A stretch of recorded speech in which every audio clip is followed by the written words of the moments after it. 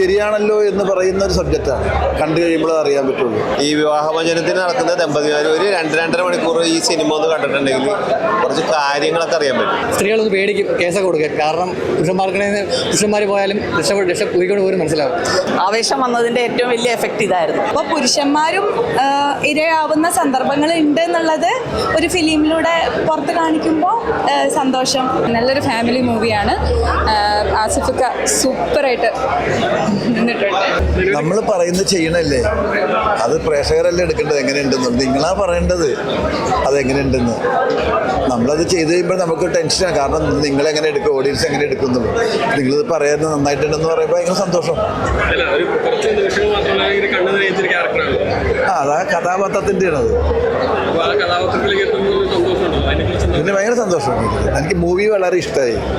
Movie ഒരു different സബ്ജക്റ്റാണല്ലോ പറഞ്ഞേക്കുന്നത്. നമ്മൾ പറയാത്തൊരു സബ്ജക്റ്റാണ്. പക്ഷെ പറയാൻ പലരും ഇത് ശരിയാണല്ലോ എന്ന് പറയുന്ന ഒരു സബ്ജക്റ്റാണ്.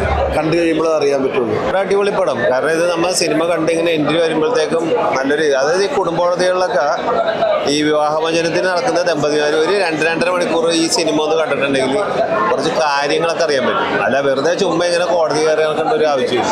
കാരണം ഡിവേഴ്സ് എന്ന് പറഞ്ഞ് നടക്കുന്നത്. കാരണം ഇത് നമ്മൾ കണ്ടിരിക്കേണ്ടതാണ്. പിന്നെ നിയമവശങ്ങളൊക്കെ കറക്റ്റായിട്ട് ഇതിൽ കാണിച്ചിട്ടുണ്ട്. ഓരോ സെക്ഷനും ഓരോ കാര്യങ്ങളും. അതിൽ ആസിഫ് അലി എന്ന നടൻ്റെ ഇതിൽ ബെസ്റ്റ് ഒരു സിനിമയും. കാരണം ഇത് കുടുംബ പശ്ചാത്തലത്തിൽ വരുന്ന ഒരുപാട് സിനിമകൾ, വെറൈറ്റി സിനിമയാണ് ഈ സിനിമ. എന്തായാലും നല്ലൊരു സിനിമ എല്ലാവർക്കും കാണാം. കാരണം ഓരോരുത്തർക്കും ഉള്ള അനുഭവങ്ങൾ തന്നെയാണ് ഈ സിനിമയിൽ കാണിച്ചിരിക്കുന്നത്. നമ്മൾ അറിയുന്നത് നമ്മുടെ ചുറ്റുവട്ടം നടക്കുന്ന, അവരുടെ അയൽവക്കത്ത് നടക്കുന്ന കേസുകൾ ഒക്കെ എന്തായാലും നല്ലപോലെ എടുത്തിട്ടുണ്ട് ഈ സിനിമ. ആഭ്യന്തര കുറ്റവാളി എന്ന ആ പേര് പോലെ ഒരു കുറ്റവാളി എന്ന് വിധിക്കപ്പെടുന്നതിന് മുമ്പ് സിനിമ കണ്ടിരിക്കുന്നത് നല്ലതാണ്. നല്ലൊരു അടിപൊളി സിനിമ തന്നെ. ആസിഫ് അലിയുടെ കരിയറിലെ ഒരു ബെസ്റ്റ് സിനിമയായിരിക്കും.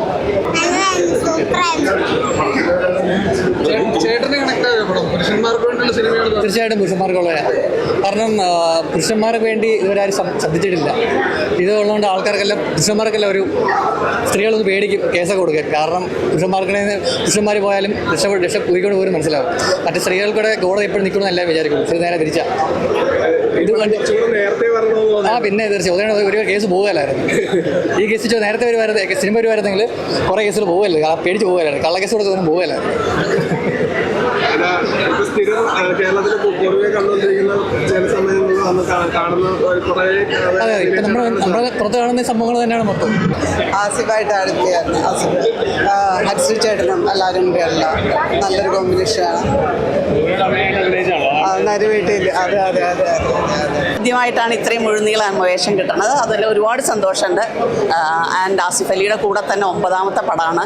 അപ്പോൾ തുടക്കവും അത് തന്നെയായിരുന്നു. അതിലേറ്റവും കൂടുതലൊരു ത്രൂ ഔട്ട് അമ്മ ക്യാരക്ടർ വരുന്നത്. ഒരുപാട് സന്തോഷം ചെയ്യാൻ പറ്റിയതിൽ. ആവേശം വന്നതിൻ്റെ ഏറ്റവും വലിയ എഫക്റ്റ് ഇതായിരുന്നു. പാകം ശരിക്കും കാണിച്ചുകൊണ്ട് ഒരുപാട് സിനിമകൾ വന്നിട്ടുണ്ട്.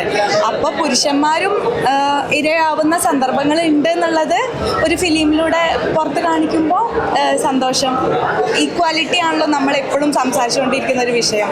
അപ്പോൾ സ്ത്രീകളായാലും പുരുഷന്മാരായാലും, നല്ല സ്ത്രീകളും നല്ല പുരുഷന്മാരും അതൊരു കാറ്റഗറിയാണ്. മോശം സ്ത്രീകളും മോശം പുരുഷന്മാരോടൊപ്പം ഉണ്ട് എന്നുള്ളത് കുറച്ചും കൂടെ ആൾക്കാരിലേക്ക് എത്തിക്കാൻ ഈ സിനിമ സഹായിക്കുമെന്ന് വിചാരിക്കുന്നു. അടിപൊളിയായിരുന്നു, നല്ല കംഫർട്ടബിൾ ആയിരുന്നു. പിന്നെ മാക്സിമം നമുക്ക് പെർഫോം ചെയ്യാൻ ഹെൽപ്പ് ചെയ്യും, സ്പേസ് തരും. അപ്പോൾ അത് ഒരു തുടക്കക്കാരി എന്നുള്ള നിലയ്ക്ക് എനിക്ക് ഭയങ്കര ഒരു ലക്കായിരുന്നു. അത് പെർഫോം ചെയ്യാനുള്ളൊരു സ്പേസ് പുള്ളി നന്നായി ഹെൽപ്പ് ചെയ്തിട്ടുണ്ട്, സപ്പോർട്ട്